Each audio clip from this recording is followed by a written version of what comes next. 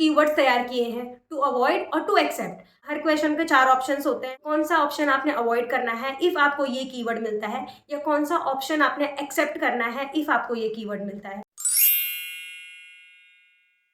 Hello जी, कैसे हैं आप सब? उम्मीद करती हूँ आप सब लोग अच्छे होंगे और मैं भी बिल्कुल बढ़िया हूँ। तो सबसे पहले very all the best for the students who are appearing December 2024 CTET exam, जो कि आपका 14 ऑफ दिसंबर को है, यानी कि परसों है। बस एक ही दिन है आप लोग के पास बीच में।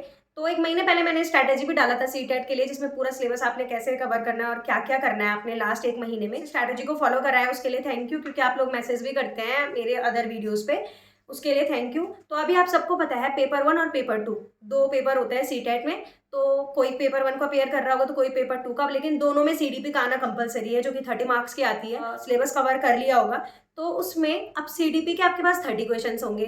तो हर क्वेश्चन के 4 ऑप्शंस होते हैं हर क्वेश्चन में, ये आपको भी पता है। तो मैंने कुछ कीवर्ड्स तैयार किए हैं टू अवॉइड और टू एक्सेप्ट।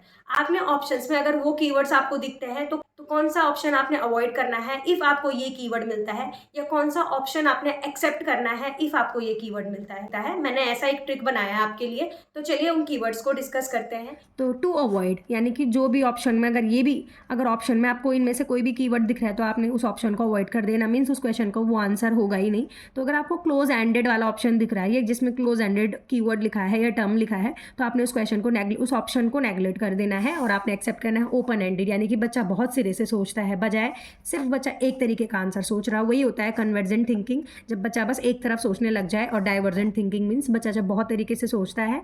तो हमारी अभी तक की जितनी भी एजुकेशन पॉलिसीज है, चाहे 1986 की पॉलिसी की बात करें या 2020 की नेशनल एजुकेशन पॉलिसी की बात करें, कोई भी शिक्षा नीति ये नहीं कहती कि रोट लर्निंग करानी है बच्चे को। कोई भी रोट लर्निंग के सपोर्ट में नहीं है, रटन विद्या के सपोर्ट में कोई भी नहीं है। सब एक्सेप्ट करते हैं कि जो एजुकेशन हो, जो लर्निंग हो, वो मीनिंगफुल हो। मीनिंगफुल लर्निंग यानी कि जो रियल लाइफ से जोड़ती है जो लर्निंग हमको, तो वो आपने एक्सेप्ट करनी है। वैसे ही रिवॉर्ड्स एंड पनिशमेंट, आपने रिवॉर्ड्स के सपोर्ट में बिल्कुल भी नहीं जाना है, ना ही आपने बच्चे को किसी भी तरीके की फिजिकल पनिशमेंट देनी है। उसके अलावा आपको एक्सेप्ट क्या करना है कि बच्चे को आप एनकरेज कर रहे हैं, उसमें एनकरेजमेंट बढ़ा रहे हैं, यही चीज़ आपने करनी है। हमारी 1986 के एजुकेशन पॉलिसी हो, चाहे 2000 की पॉलिसी या 2020 की एजुकेशन पॉलिसी हो, सारी पॉलिसीज़ यही कहती हैं कि टीचर सेंटर्ड एजुकेशन सिस्टम नहीं होना चाहिए या टेक्स्ट बुक सेंटर्ड नहीं होना चाहिए, बल्कि लर्नर सेंटर्ड और चाइल्ड सेंटर्ड होना चाहिए। कंपटीशन को आपने बिल्कुल सपोर्ट नहीं करना है, उसके अलावा आपने कॉपरेशन को सपोर्ट करना है। किसी भी क्वेश्चन में आपको दिख रहा है स्टैंडर्डाइज्ड यूनिफॉर्म करिकुलम हो, चाहे इंस्ट्रक्शंस हो, चाहे असेसमेंट हो, या हम जिसको बोलते हैं मानकीकृत मूल्यांकन, तो आपने इसको बिल्कुल भी फॉलो नहीं करना है। इसके अलावा आपने हमारा जो करिकुलम, हमारा जो असेसमेंट है वो फ्लेक्सिबल, डिफरेंशिएटेड और चेंजेबल होना चाहिए, जिसमें चेंजेस ला सके, डाइवर्सिटी जिसमें हो, तो आपने इसको एक्सेप्ट करना है। इसके अलावा अगर क्वेश्चन में किसी भी ऑप्शन में आपको दिख रहा है इनएक्टिव प्रोसेस, तो आपने सीधे सीधे उस ऑप्शन को नेगलेक्ट कर देना है, ये आंसर होगा ही नहीं। ऑप्शन का उस क्वेश्चन का आंसर होगा इफ ऑप्शन में है एक्टिव, डिबेट या डिस्कशन, यानी कि बच्चा बहुत ज़्यादा एक्टिव है अगर क्लासरूम में, तो इन चीज़ों को आपने फॉलो करना है। इसके अलावा परफॉर्मेंस गोल पे आपने बिल्कुल भी विश्वास नहीं करना है, या बिल्कुल भी आपने परफॉर्मेंस गोल की तरफ नहीं जाना है। इसके अलावा आपने मास्टरी गोल की तरफ जाना है, जो कि एक मीनिंगफुल आंसर होगा। डूइंग बाय लर्निंग मीन्स बच्चा पहले पढ़ रहा है और फिर सीख रहा है, इससे बेटर होगा कि बच्चा सीख के पढ़ रहा है, मीन्स बच्चा कुछ कर रहा है। डूइंग बाय लर्निंग मीन्स बच्चा पहले लर्निंग कर रहा है, बच्चा पहले पढ़ रहा है या कोई थ्योरी ले रहा है फिर सीख रहा है। इससे बेटर होगा कि बच्चे ने एक्सपेरिमेंट करा, प्रैक्टिकल करा, या खुद पार्टिसिपेट करा और उस पार्टिसिपेशन से सीखा, तो वो होता है लर्निंग बाय डूइंग। बच्चा अगर कुछ भी गलत अवधारणा रखता है, जैसे कि बच्चे ने बचपन से ही देखा है कि दूध डेयरी से आता है, तो उसे लगता है कि डेयरी में ही दूध बनता है, तो ये उसकी गलती नहीं है, उसका मिसकॉन्सेप्शन है, या उसका अल्टरनेटिव कॉन्सेप्शन है, या उसका बच्चे को लगता है, बच्चे ने अगर बचपन से ही अपनी मम्मी को किचन में खाना बनाते हुए देखा है, तो ये उसकी गलती नहीं है, उसे यही लगेगा कि सिर्फ मम्मी ही खाना बनाती है, तो वो उसका रॉन्ग कॉन्सेप्शन नहीं है, ये उसका अल्टरनेटिव नेम और मिसकॉन्सेप्शन है। तो आपने रॉन्ग कॉन्सेप्शन को नेगलेक्ट करके इस वाले टर्म को एक्सेप्ट करना है।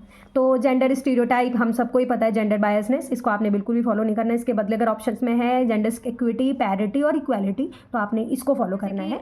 Neglect of prior knowledge means old knowledge, जो बच्चा स्कूल में पहले आता है। हम सबको हमारी एजुकेशन पॉलिसीज, हमारे जितने भी एजुकेशनिस्ट हैं वो सब यही कहते हैं कि बच्चा ब्लैंक स्लेट नहीं है, बच्चा ऑलरेडी अपने साथ नॉलेज लेकर आया है जिसमें उसकी मदर टंग को भी प्रायोरिटी दी जाती है।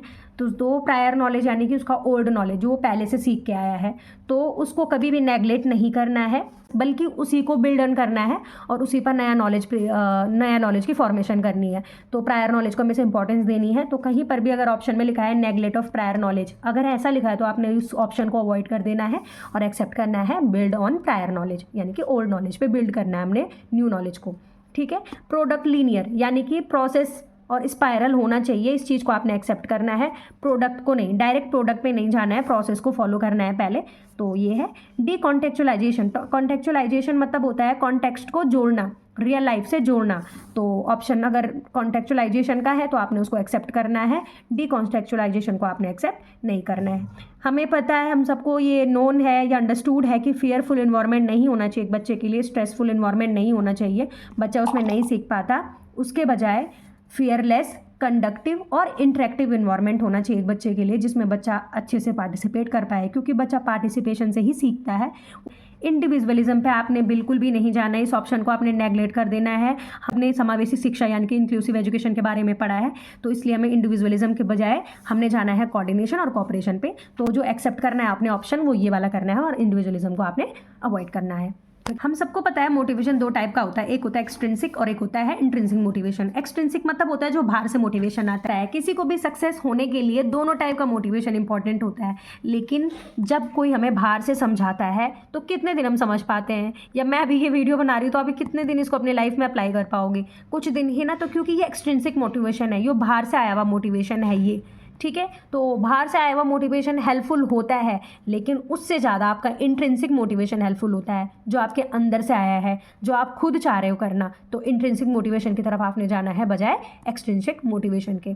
ठीक है। Rigidity means hard, no change possible, जिसमें कोई भी चेंज पॉसिबल नहीं होता। तो आपका करिकुलम हो, आपका एजुकेशन सिस्टम हो, चाहे आपका असेसमेंट हो या आपकी टीचिंग प्रोसेस हो या मेथड हो, वो रिजिड नहीं होना चाहिए, उसमें चेंज पॉसिबल होना चाहिए। तो रिजिड नहीं होना चाहिए बल्कि फ्लेक्सिबल होना चाहिए, जिसमें चेंज कराए जा सके। तो आपने इसकी तरफ जाना है, इसकी तरफ नहीं जाना है। सोशल एक्सक्लूजन या हम बोले सिग्रीगेशन, तो इस पे आपने नहीं जाना है। सोशल कहता है अलग करना, तो आपने अलग बिल्कुल भी नहीं करना है, इंक्लूजन करना है, सबको मिलजुल कर रखना है, सबको एक साथ पढ़ाना है, एजन की तरफ जाना है।